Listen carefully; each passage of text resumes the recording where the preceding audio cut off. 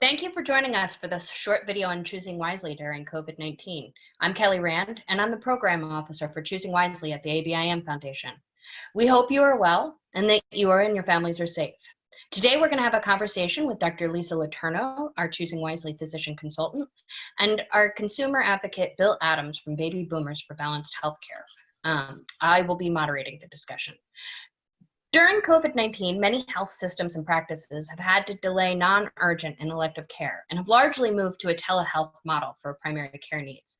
Today, we'll have a brief conversation that discusses why patients may not be seeking care, even if it's in their best interest, how telemedicine might be impacting the clinician and patient relationship, and whether these changes are affecting the amount of low-value care being provided.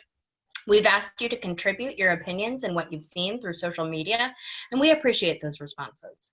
To begin this conversation, I'm going to ask Dr. Lisa Letourneau to share with us trends that she's seen in literature and what she's heard from Learning Network members about what care patients are and are not seeking. Dr. Letourneau? Great, thank you, Kelly, and thanks for those joining to listen to this discussion. As Kelly notes, we're really in some unprecedented times, as you all know, and interestingly, in addition to the COVID pandemic itself, we're seeing, I think, what might be emerging as some pandemics of avoided care as well. We've seen dramatic decreases in important delivery of emergency and urgent care services, and some early evidence for adverse outcomes that we'll show you in just a minute related from delayed care, as well as some dramatic decreases in preventive care, particularly pediatric vaccines. At the same time, we're certainly seeing a marked increase in the use of telehealth services to deliver services, which we'll talk about more a little bit later in this presentation, and certainly an important part of the response. Go ahead.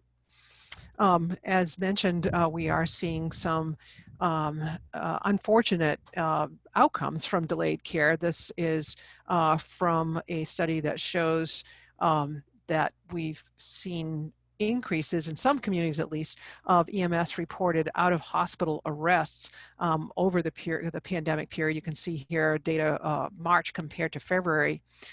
Additionally, there's been go-ahead reports of delayed presentation for conditions such as stroke. Related to that, we've seen some dramatic decreases and changes in overall healthcare spending, reflecting changes in different types of services that you can see represented here. Certainly some increases during the first quarter in things like nursing home services, but then some impressive decreases in overall hospital services, outpatient visits we know, and things like laboratory testing. Go ahead. Additionally, we know that people are not doing basic things like filling prescriptions. You can see here the change in numbers of prescriptions that were filled in April compared to January and February, again, most likely representing people understandably not wanting to go into public spaces, but potentially avoiding important care that they should be getting. Go ahead. Importantly, we also know some important decreases are happening in preventive care. You can see here dramatic decreases in April, again, admittedly in the height of the COVID pandemic, but important screenings for breast cancer, colon cancer, cervical cancer. Go ahead. And perhaps one of the most concerning things I've seen is this very dramatic drop in pediatric vaccines. You can see here just a huge step off from March to April, potentially putting an entire population of individuals at risk for more infectious diseases as we continue to struggle our way through the many months of this pandemic. Go ahead. We also know that we're hearing from patients and providers understandable feedback, most likely related to these dramatic changes that we're seeing, largely related to their fears of catching coronavirus when they're in certain settings, particularly hospitals, catching it from other patients, and understandably that getting COVID could result in death. So related to these very dramatic changes in utilization. We also know from the great input that many of you have given us that in order to counter these changes, we really do need to build on existing trust relationships that providers have with patients and use available tools like telehealth. We've heard from many of you that it's been incredibly helpful. We've seen just a dramatic increase in the utilization of telehealth after years of trying to use services like that, and particularly some providers saying that it's giving them an important opportunity not only to maintain the relationship with patients, but to perhaps get some new perspectives, like a view, literally a view into the patient's home. At the same time, and we're always focused on issues of overuse and underuse at Choosing Wisely. We're also hearing some providers voice concerns about the potential for some overuse, such as patients wanting non-evidence-based lab testing, or I would suggest more recently, perhaps non-evidence-based use of certain medications that are being talked about a lot in the press as ways to prevent COVID, but not necessarily evidence-based. Go ahead. Additionally, we know from studies that are being published that there are certain settings where people are most wanting to avoid treatment, non-COVID treatments, and that is often hospital-based emergency, again, understandable from people, there's fears about being able to contract COVID from those kinds of settings.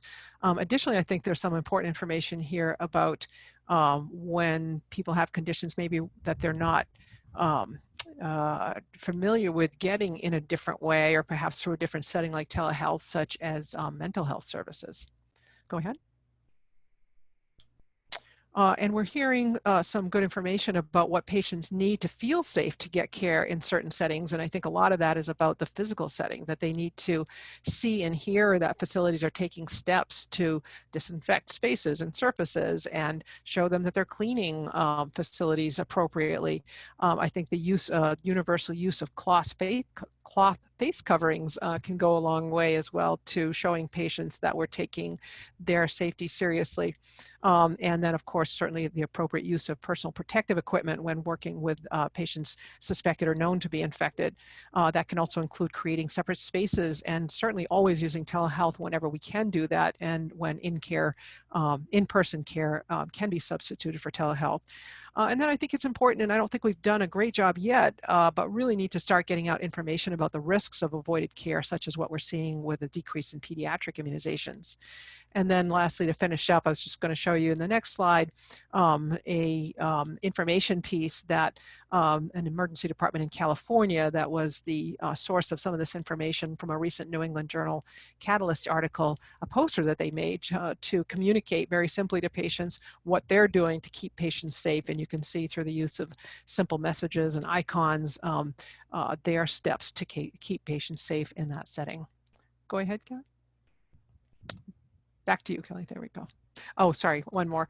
Additionally, I mentioned we know that we're seeing dramatic increases in the use of telemedicine, which has been a terrific substitute for a lot of these in-person visits. And you can see here over the course of several months, that dramatic increase that we've seen even from March to April across the age spectrum, really. I think we've got some gaps to go, particularly in the youth and in older populations, but certainly marked increases across the age span.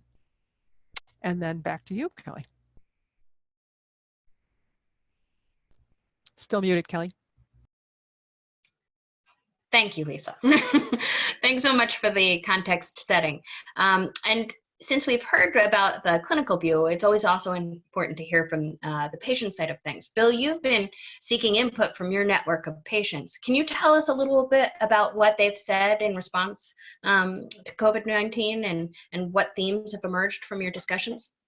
Sure, I could have used Lisa's slide there and just not had to worry about it, though, because that's pretty much what I've found out as well. As I looked through the responses that I received, and what I did was that I reached out to people who I would consider just ordinary patients, people who would be normally seeking primary care for one reason or another. And what I found was that there were really three things that stood out to me. One was that people were very confused about when they should seek primary care. Things that they would normally go in for, they thought that they really didn't need to go in for, but they really didn't need they didn't understand or feel confident about what they should be contacting their primary care physician for. And some of the typical responses were, should I be going in for routine things for myself? Or should I postpone my annual health maintenance visit? Things like that. The other thing that people are very cautious. They're very cautious about seeking primary care. They want more information. They would like to know what is being done to clean the rooms, to what provisions are being made if they have special underlying conditions, if they have heart conditions, if they have asthma, those sorts of things. So people are being very, very cautious. A lot of people said, I'm simply avoiding primary care. I'm avoiding contact with healthcare in any way, shape, or form. They want to stay away from hospitals. They want to stay away from clinics. They're worried about the clinics, whether they're going to be protected from the person sitting next to them. Some of the people expressed the concern that, should I be wearing a mask? And if the people are wearing a mask in the healthcare setting, is that enough to protect me when I'm that close to the lab person? People are also very concerned. They're concerned about the underlying conditions, if they have those underlying conditions, whether they should be going in, what's being done. One of the people who responded just stated very, very succinctly that I'm doing all that I can to avoid dying. People are also concerned about their healthcare providers. They're concerned that their healthcare providers have adequate personal protective equipment. That was one of the reasons that they're cautious about going in, because they don't want to divert resources from hospitals to a clinic setting if what they're going in for really isn't as important as something else that somebody really does need care for. They're also concerned about the future of their own healthcare provider. They're concerned not only for their physical safety, but they're concerned that whether their provider is going to be there on the other side of all of this. They realize that their providers are not seeing patients, and therefore they are being financially impacted. So they're worried about their local hospital too. Especially people in rural areas that know that their hospitals may be struggling. So they're worried about whether they're going to be there when they need them. They're worried about whether their providers are going to survive financially so that they're going to be there when they need them. So those are some of the things that I found. Thanks, Bill. That's very informative. And as Lisa has mentioned, telemedicine is one of those ways that we might be able to help patients feel more comfortable. So I'd like to dig a little bit deeper into that. From our learning network, we've heard from patients who feel telehealth is less hassle, but still valuable. And we've heard from clinicians that telehealth gives them a look into patients' lives and helps them be there when they can't see each other in person. While many benefits have been shared, Learning Network members have also expressed some worry about digital parity and inclusion being a barrier. So this question is for both of you. How do you think the telehealth experience changes the clinician and patient relationship? Well, I'll jump into that, Kelly. And I think that, it really does, as Dr. Ejnes points out in this response, it really does depend a lot on the trust relationship that patients already have with their clinicians. I think that bringing the doctor into the home, really, or the provider into the home, has the potential to change that relationship, either in a positive or perhaps not so positive way, depending on that trust relationship. We've heard from several clinicians that it's been helpful to them because it gives them an entree, literally a view into the patient's home. But we have to remember, not all patients necessarily want that, right? Not all patients are comfortable having people see where they live, or might have some level of, discomfort about that. So I think it really depends a lot on that trust relationship, and that the ability to build on that is really, it's an imperative of the clinician to make sure that it's being done in a way that's patients trust that new type of visit, whether it's simply the kind of interaction, are older adults comfortable using a new app for this, or do patients who are limited income have enough minutes to use a video connection or even their phone connection, or do I want somebody seeing the, my background of my home? So I just think that we can't underscore enough the importance of building on that trust relationship. Trust is always important. Thank you, Lisa. Bill, can you tell us a little bit what you've heard from the folks you've talked to about how they feel about telehealth so far? Sure. I don't think that anybody who responded to me had ever done a telehealth visit before. So people had a lot of questions. They were apprehensive about it a little bit.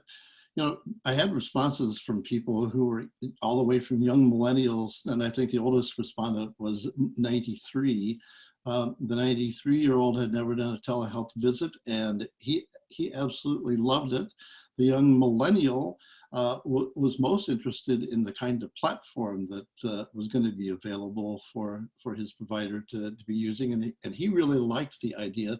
He said that he was excited about the opportunity to get more accomplished virtually with his physician over the phone. Most of the people responded, in fact, I think all but one person who responded really liked their telehealth experience after they had it. Even if they had been apprehensive beforehand, they thought it was a great experience. And a number of them said that they hoped that they get to do that in the future. They liked that as an alternative to actually having to go into the clinic and see their physician. One of the people expressed that, well, we have to go back to the old way. So for the most part, I think people have been very pleased with their telehealth visits.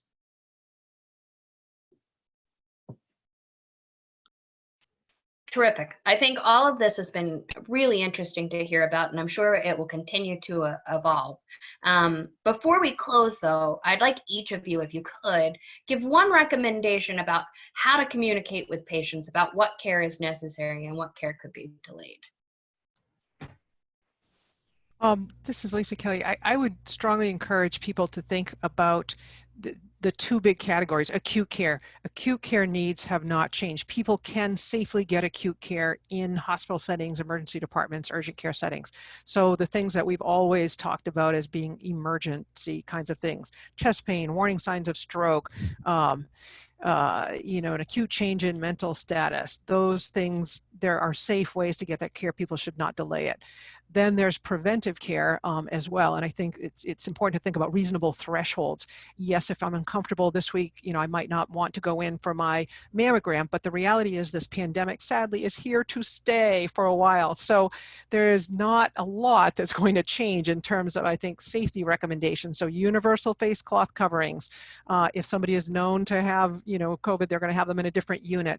But it really need to think about how quickly, what's it going to take for me to get comfortable, because we cannot delay, we should not be, we cannot safely delay those kinds of preventive things for the amount of time it's going to take for this pandemic to go away, which is going to be something on the order of 1 to 2 years. So what does it need? What do you need to feel safe to get that done? Great. And Bill, from the patient perspective, what do you need to feel safe?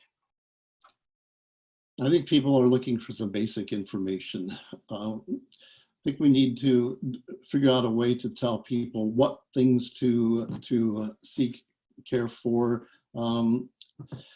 Maybe we need the 5 things to seek care for sort of card, a campaign to let people know. I think it needs to be simple so that people know what to do and when to do it and how to do it. The other thing that people are very concerned about are what precautions are being taken within their primary care setting to make sure that they are safe when they go there. Great. All very important. I really appreciate both of your time today for discussing this, and I look forward to this continued discussion through the Learning Network.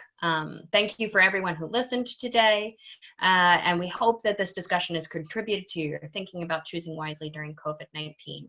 And hopefully we'll be able to come and continue this discussion, maybe diving into some deeper issues about this next month. Thank you.